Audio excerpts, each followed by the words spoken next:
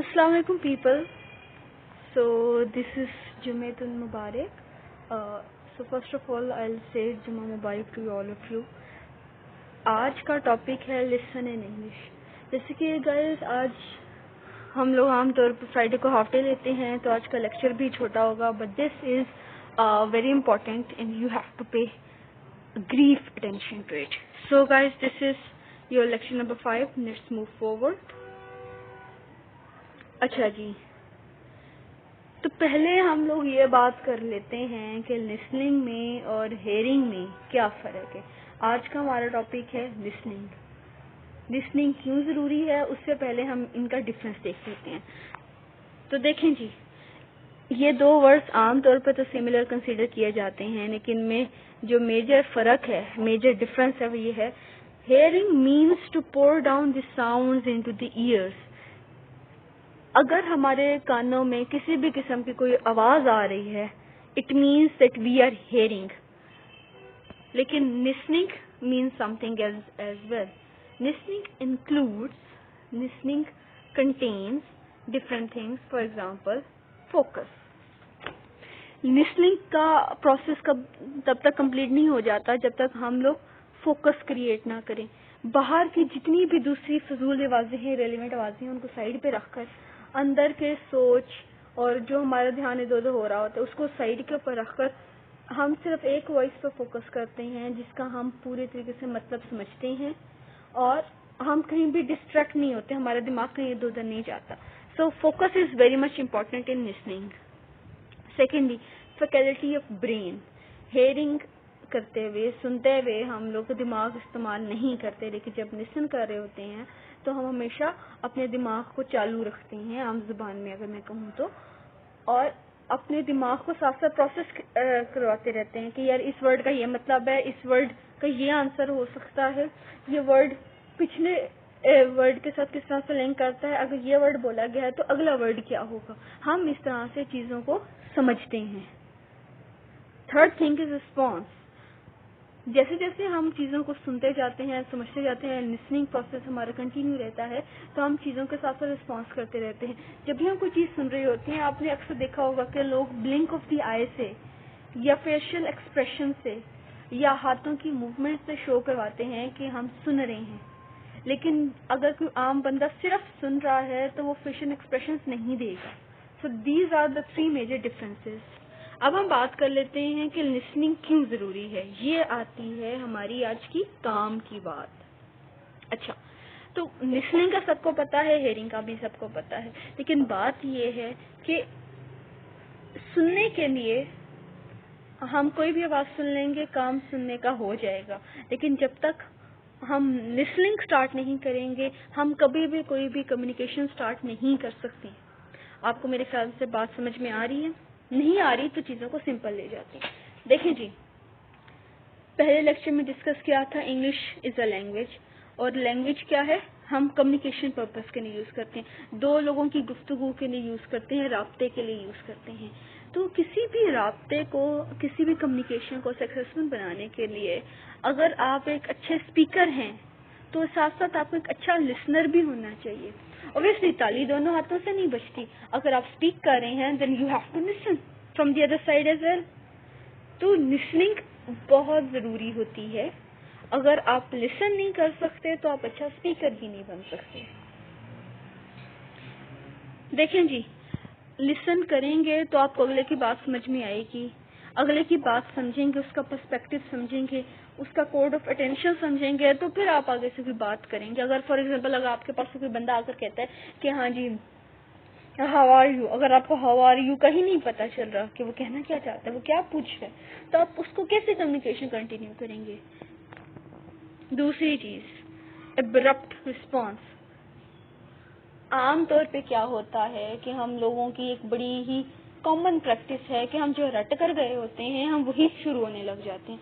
जैसे कि आप अक्सर आपने जलसों में नवाज शरीफ को देखा होगा, दूसरे लोगों को देखा होगा, वो लोग जो रटा हुआ होते हैं. इसकी सबसे बड़ी एग्जाम्पल फाइल से दी पीपीपी सपोर्टर्स बिलावल साहब की एग्जाम्पल है कि बिलावल साहब जब भी स्पीच करते हैं तो वो जो रट कर गए होते हैं वही बोल रहे होते हैं. وہ ایڈریس نہیں کر پاتے, وہ لوگوں کے ساتھ کمیونیکیٹ نہیں کر پاتے.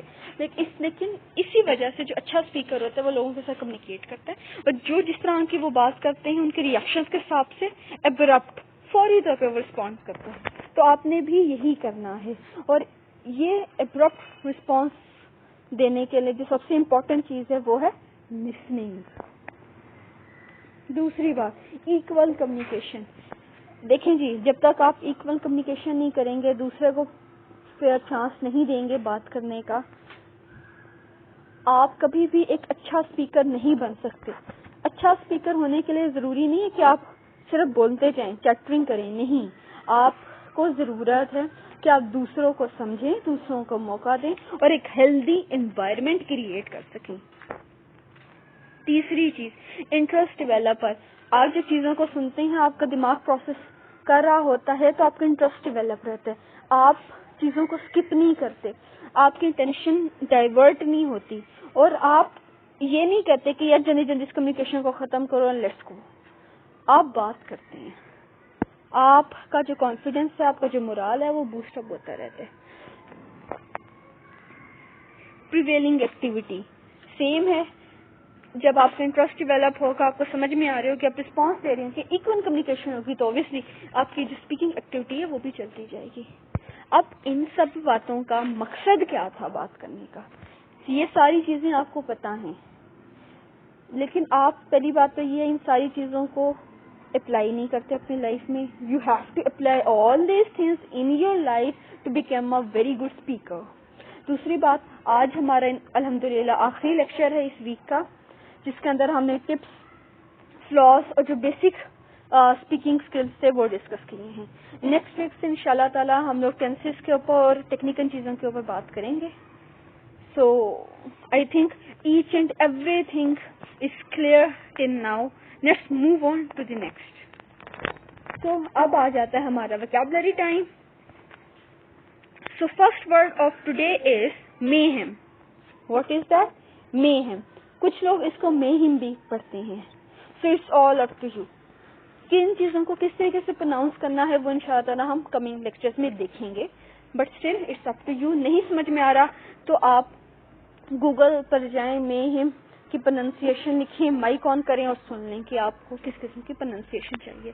تو میہم کا مطلب ہوتا ہے عام طور پہ تباہی.